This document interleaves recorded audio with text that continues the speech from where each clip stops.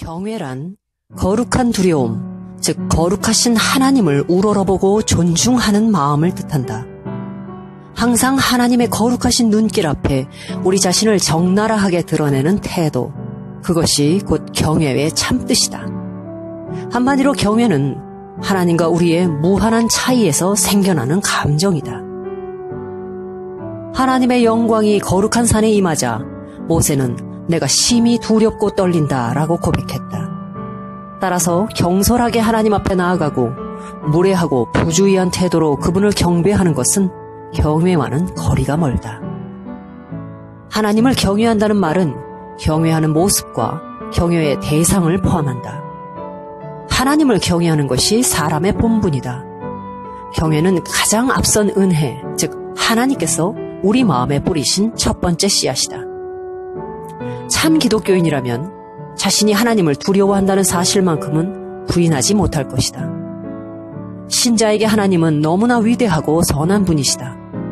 따라서 참 기독교인이라면 그분을 노엽게 하거나 혹시나 그분을 잃을까 늘 두려워할 수밖에 없다. 하나님을 경외하는 삶은 죄를 억제하게 해준다. 하나님을 두려워하는 것은 경건한 신자의 의무이다. 따라서 하나님을 두려워하지 않는 사람들은 참 신앙에 무지하다.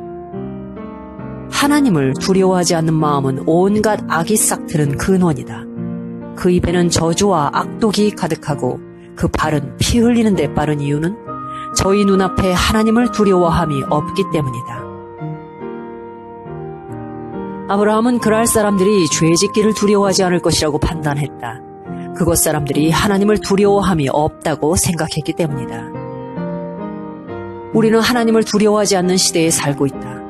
사람들에게 하나님을 두려워하는 마음이 있다면 감히 지금과 같이 죄를 짓지 못할 것이다. 하나님을 두려워한다면 어떻게 저주를 퍼붓고 불결한 행위를 저지르며 저울을 속이고 거짓 증거를 일삼으며 순결을 우습게 여기고 하늘에 나타난 하나님의 징조를 멸시하며 모략을 꾸미고 그리스도의 몸을 박해할 수 있겠는가? 그런 일들을 저지르는 사람들은 자신들이 무신론자라는 사실을 온 세상에 알리는 격이다. 그들은 영혼의 불멸을 믿지 않는다. 그들은 야수보다 더 못한 사람들이다. 야수는 불을 두려워하지만 그들은 지옥불을 겁내지 않는다. 그들은 귀신들보다 더 악하다.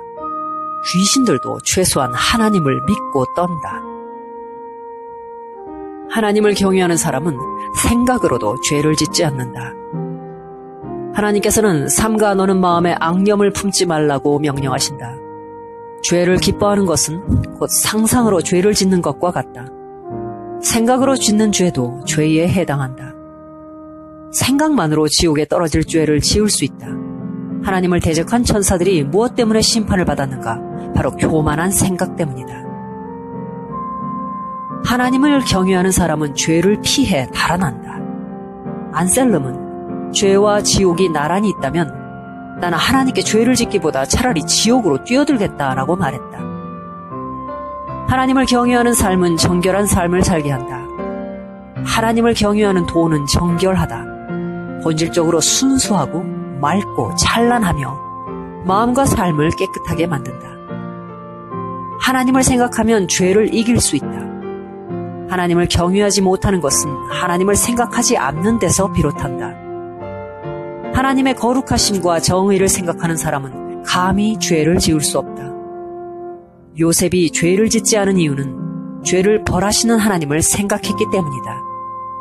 죄로 인한 즐거움에 마음이 움직일 듯 싶으면 속히 우리를 감찰하시고 심판하시는 하나님을 생각하자.